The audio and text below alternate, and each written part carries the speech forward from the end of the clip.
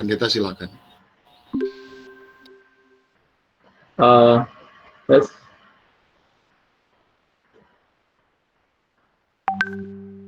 Bisa kedengaran? Ya, bisa pendeta. Jelas. Terima kasih. Saya bersyukur pertama-tama kepada Tuhan kita Yesus Kristus yang sudah mengizinkan saya menjadi alatnya di tangannya untuk umat-umat yang Dia cintai.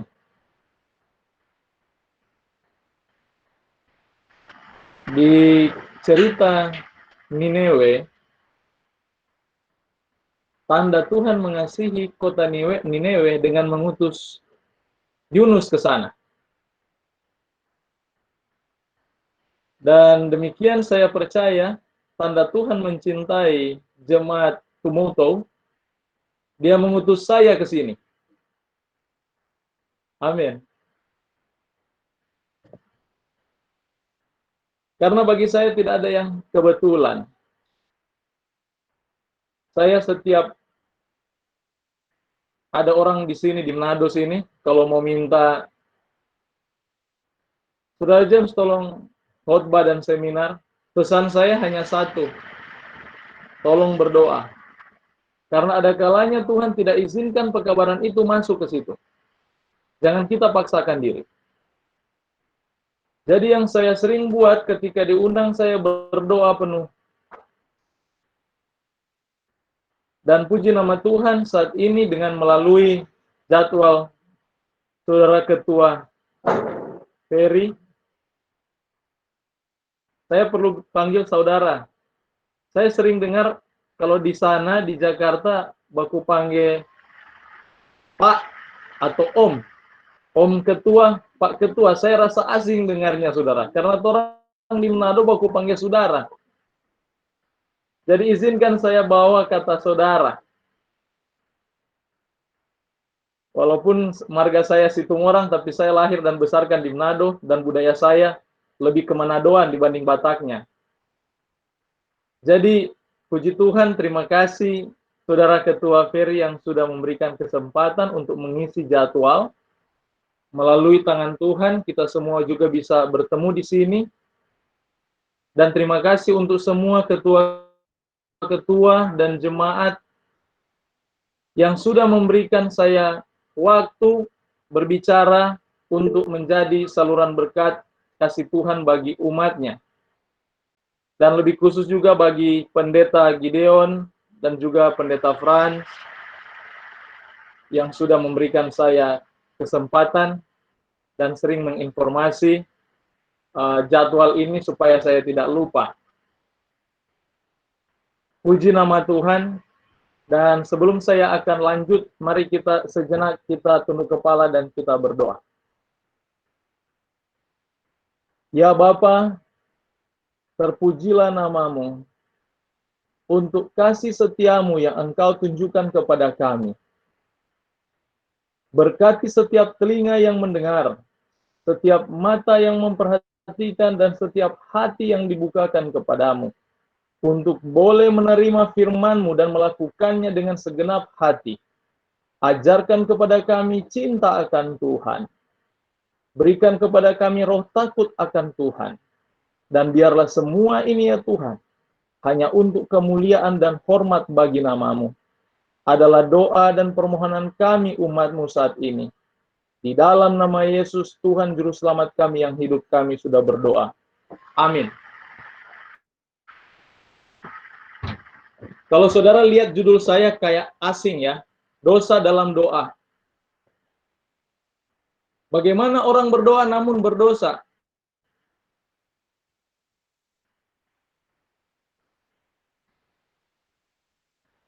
Banyak orang berpikir dosa 10 hukum, tetapi mereka kadang-kadang kita tidak sadar. Ada satu cerita dalam Alkitab, dalam kitab Matius, mengenai orang muda yang kaya. Dia pun hilang dalam kebenaran. Ketika dia datang kepada Yesus menanyakan hal-hal yang benar, dalam kebenarannya dia hilang meninggalkan Yesus. Karena dia akui bahwa dia telah melakukan kebenaran itu dengan segenap hati. Namun ada hal yang paling umum juga kita lupa. Walaupun kita rajin berdoa, kadang-kadang kita tidak sadar doa itu malah menjadi dosa bagi kita. Pada siang hari ini, sehubungan dengan Amsal pasal 28 ayat 9 ayat tema kita, dia katakan di sana, siapa memalingkan telinganya untuk tidak mendengarkan hukum, juga doanya adalah kekejian. Kalau orang bilang ini orang keras kepala. Orang keras kepala pedoa Tuhan jika dengar, saudara. Orang yang keras kepala, yang bebal, doa mereka paling sulit didengar di telinga Tuhan. Makanya kalau kita berdoa, kita harus perhatikan kehidupan kita. Dan kitab Yakobus memberikan gambaran doa yang benar.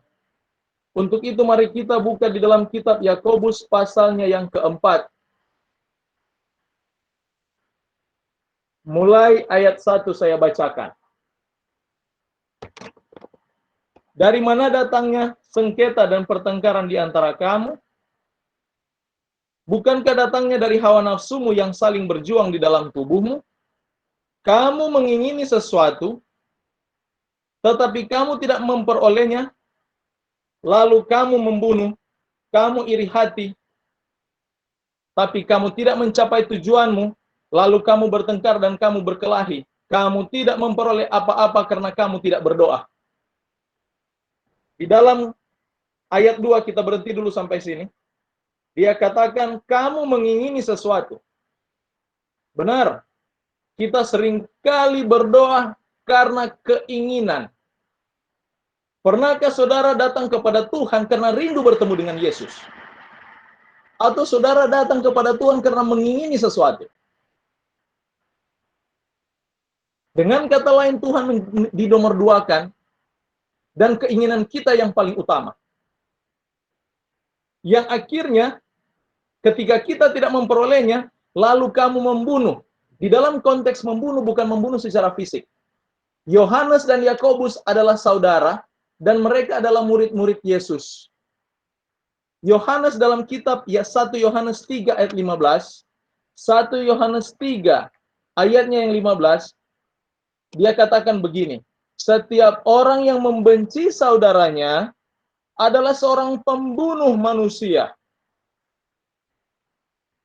Jadi dalam konteks ini, dikatakan kamu tidak memperolehnya, lalu kamu membunuh. Saya terjemahkan secara langsung, kamu membenci. Kamu iri hati. Tapi kamu tidak mencapai tujuanmu. Kamu bertengkar dan kamu berkelahi. Pecah jemaat hanya satu alasannya. Pecah rumah tangga hanya satu alasannya. Rusak dalam kehidupan bermasyarakat hanya satu alasannya. Tidak berdoa. Berapa kali kita datang kepada Tuhan ketika kita melihat rumah tangga kita rusak? Apakah kita menyelesaikan masalah itu atau kita datang kepada Tuhan? Kita bisa jawab pertanyaan ini. Apa yang sering kita lakukan? Atau di dalam jemaat? Seringkali yang saya dapati jemaat di mana saja saya khotbah, saya buat seminar, ada hal-hal yang saya perhatikan.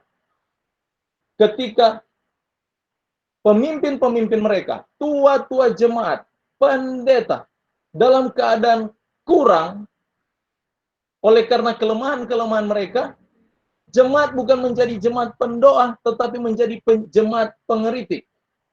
Itu bukan roh Kristus yang ada dalam hati demikian. Kalau mereka melihat tua-tua jemaat mereka, tidak benar. Pendeta malas melawat.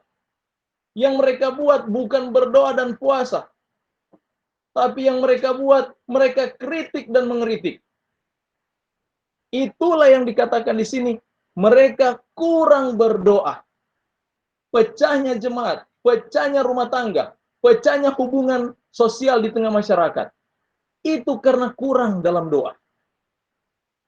Jemaat yang kekasih, amaran dari kitab Yakobus pada siang hari ini mengajak kita untuk lebih giat berdoa. Adalah kesempatan-kesempatan yang indah ketika Tuhan mengizinkan kita melihat kekurangan-kekurangan orang lain. Satu kali saya melawat dan ada jemaat bilang, aduh pendeta James, pendeta A, pendeta B, malas melawat. Saya katakan, pelawatan ini mewakili mereka. Dan satu kali, memang saya tidak dapat berbuat apa-apa. Ada pamong saya, dia memang malas melawat. Jadi jemaat datang terus. Saya mau tegur pamong, susah. Ini jadi di jemaat. Mau tegur pamong, susah. Bagaimana caranya? Karena dia ini senior. Saya berdoa di rumah. Saya bergumul dengan Tuhan. Saya minta Tuhan, berikan waktu dan tempat. Cara Tuhan untuk menegur saudara saya ini. Dan saudara, ketika bulan Januari ada 10 hari berdoa. Tidak disangka mereka menyuruh saya untuk berdoa. Jadi ada sekitar 3 malam berturut-turut saya berdoa. Doa saya begini. Saya ingat pendeta saya dulu waktu di kuliah. Dia katakan, kalau kalian tidak dapat menegur orang yang kalian pandang lebih baik dan kuasanya lebih besar dari kalian, tegurlah mereka dalam doa. Dan ini kesempatan bagi saya yang saya buat.